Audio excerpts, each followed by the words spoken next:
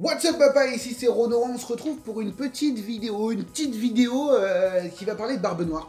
Alors, c'est pas véritablement c'est pas véritablement au fait de niveau... Je dis n'importe quoi, j'ai du mal à trouver mes mots, c'est pas véritablement au fait de Wano Kuni ou de ce qui se passe à l'heure actuelle, c'est juste que j'ai trouvé des petites informations au niveau de Skypiea, et je voulais t'en parler en fait, je voulais t'en parler parce que le Devi Backfight pour moi, je dis Skypiea, mais c'est surtout le Devil Backfight, révèle énormément de choses. Pour moi, Oda confirme une de mes théories qui était que Barbe Noire était la représentation du diable dans One Piece. Cette représentation du diable était inspirée de l'enfer de Dante, car on a pu voir que l'enfer de Dante a inspiré Impel Down. Alors, déjà, on va essayer de se rappeler un peu de ma théorie, de ma prophétie à l'époque, c'était que Barbe Noire était le diable. Alors que il était le diable, pourquoi? Parce que son Jolly Roger a 3 têtes. La plupart des gens pensaient que c'était en rapport avec le Cerbère ou encore même qu'il avait plusieurs personnalités. Mais justement, comme on a pu voir que Oda s'était inspiré de l'enfer de Dante, dans l'enfer de Dante, dans le dernier cercle, on verra que le diable a exactement 3 têtes et que celui-ci dévore les âmes. J'en avais conclu que Barbe Noire ne volait pas les fruits du démon, mais dévorait les âmes des gens, volait les âmes, et du coup, volait par la même occasion les fruits du démon. Du coup, c'était le véritable pouvoir des ténèbres. Ce qui était intéressant aussi à Impel Down, ce qu'on pouvait voir une très belle mise en scène, une très belle thématique, c'était que lorsque Luffy se retrouve dans le dernier cercle d'Impel Down, il veut trouver son salut en sortant, il va aller vers la lumière, tandis que Barbe Noire va vouloir trouver son salut dans les ténèbres, d'aller dans le dernier cercle. Et on voit encore une fois que le dernier cercle est le cercle des traîtres, comme Barbe Noire est un traître. Il y avait véritablement une certaine beauté, je t'invite à aller revoir ma vidéo, je suis un peu plus précis. Et du coup, dans cette vidéo, je te dis qu'il est le diable à proprement parler. Et en fait, en regardant des choses sur Skypiea qui m'ont conduit au début Backfight, j'ai trouvé des trucs assez intéressants qui viendraient confirmer tout ça. Alors, tout simplement, c'est quoi? Eh ben, sur Skypiea, on peut voir que Oda te met une référence de la mythologie nordique. En effet, on aura Ener, qui sera le dieu du tonnerre, et il utilisera son fruit d'électricité pour justement dominer les gens sur Skypiea. On verra qu'il utilisera une attaque El Thor, comme dans le Thor, le dieu de la foudre, dans la mythologie nordique. On verra aussi qu'on a un énorme serpent, le serpent qui s'appelle Nola, et qui ressemble énormément à Jormungand, tu vois, dans la mythologie nordique. Il y aura un combat entre Ener et Nola, et il utilisera l'attaque El Thor, donc il y a vraiment une symbolique de la mythologie nordique. Ensuite, ce qui est intéressant, c'est que sur Skypiea, on peut voir que les gens qui reçoivent la lumière de Skypiea projettent leurs ombres sur les nuages, et du coup, on a l'impression que c'est des géants. Ce qui est intéressant, et je vous invite à lire les tomes, c'est qu'il y a des gens qui posent des questions dans les SBS, des fois c'est loufoque, des fois c'est super intéressant, et une personne a posé une question, c'est dans le tome 33, chapitre 308, si je ne m'abuse, il lui demandera que cet effet d'ombre de lumière est inspiré du spectre du Brocken en Allemagne. Oda répondra oui. Et du coup, sur Skypiea, on trouve une référence allemande, plus une référence à la mythologie nordique. Ce qu'il faut savoir, c'est que la mythologie nordique prenait aussi naissance dans l'Allemagne à l'époque. C'était pas l'Allemagne, c'était des pays germaniques. Donc voilà. Et ben si t'en suis quelque chose sur...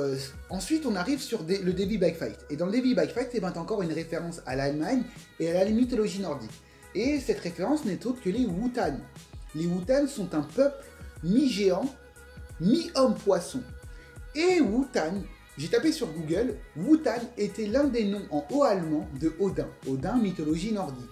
Du coup on retrouve une référence et ça m'a vraiment perturbé, tu vois. Et dans le Devi Backfight, je me suis demandé est-ce qu'il n'y aurait pas d'autres références à la mythologie nordique. Et en creusant un peu, alors c'est mon avis, c'est ma perception des choses, alors tu vas me dire ce que t'en penses, et ben on a l'impression que Tonjin, qui est le mec qui était sur les chasses, a une grosse similitude avec Odin. Déjà, premièrement, c'était un nomade. Ils sont tous les deux nomades, Odin était considéré un nomade parce qu'il voyageait à travers les différents royaumes. Ce qui est intéressant, c'est que Tonjin fait la même chose, c'est-à-dire qu'il traverse chacune des îles. Tu vois. Et ce qui est intéressant aussi, c'était que Odin avait un anneau Drofnir. Tu as vu l'accent? et qui se multipliait. Alors toutes les nuits, je sais plus, il devenait 9 pour ensuite redevenir 1, il redevenait 9 pour ensuite redevenir 1, et on retrouve en plus ce même cycle avec Ring Ring Island, Ring qui veut dire anneau, et on retrouve que, tu vois, ça devient une île, hop, après plusieurs petites îles, une île, plusieurs petites îles, on retrouve ce même cycle. Odin était accompagné de son cheval Sleipnir, et on retrouve un peu cette référence avec Shelly, qui était un cheval super élancé, super long, on retrouve cette chevauchée. Et du coup, je me suis penché sur ça, et je trouvais que c'était vraiment... je me demandais si Odin n'avait pas caché quelques références dedans. Et en me penchant dessus, surtout avec la relation Tonjit-Shelly, entre le cheval et le maître, il y avait quelque chose d'intéressant. Et on retrouve cette relation cheval, Sleipnir et Odin dans la mythologie nordique, et cette référence a pour nom la chasse sauvage. Et cette chasse sauvage était une sorte de passage à l'âge adulte en fait, c'est une référence comme ça, et on la retrouve dans la culture un peu européenne. Et on la retrouve par exemple en Italie, la chasse sauvage, mais elle va évoluer d'une certaine façon pour devenir par la suite le carnaval. Et ce qui est intéressant, c'est que l'arc qui suit le Davy Backfight est Water Seven, et on verra qu'il y aura un carnaval, le carnaval de San Paul qui est sur une autre île, mais qui aura des répercussions sur justement Water Seven. Et là je me dis, putain, ça peut pas être un hasard. Tu vois ce que je veux dire, c'est pas Oda. Tu vois, c'est du Oda. Et du coup, je trouvais ça intéressant, j'ai l'impression que Oda glissait des petites références sur la suite des événements. Donc il faudrait que je me repenche dessus, sur tous les autres arcs et tout. Mais ce qui est intéressant, c'est là. C'était que il y a aussi la chasse sauvage dans la mythologie celtique. La chasse sauvage, pour ceux qui ont déjà regardé la série Teen Wolf, c'est pour ça que je me suis penché là-dessus, c'est parce que ça m'a fait penser à Teen Wolf. Une série véritablement pour ados en manque d'amour. Hein. Il y a des ralentis partout, l'histoire elle est pétée de A à Z. Tu ne comprends absolument rien, j'ai jamais compris le bestiaire, jamais rien compris. Enfin bref. Et du coup, je me suis penché sur quelque chose. Alors, encore une fois, je t'avais fait une vidéo sur Barbe Noire où je t'avais dit que c'était la représentation du diable. Et ce qu'il faut savoir, c'est qu'auparavant, j'avais fait une vidéo comme quoi les Yonkou étaient les cavaliers de l'Apocalypse. En effet, on retrouvait Kaido qui pouvait être symbolique de la mort parce que la mort ne peut pas mourir.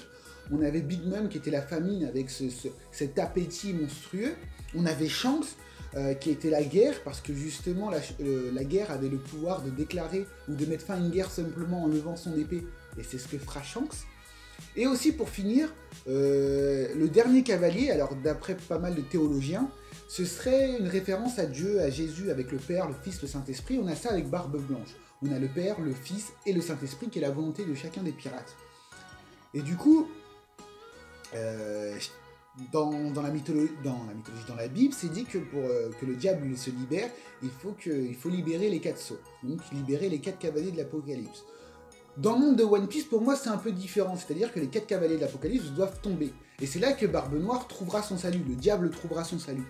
Et là, on a pu voir avec la défaite de Barbe Blanche, c'est ce moment-là que, grâce à ça, Barbe Noire va obtenir un certain pouvoir.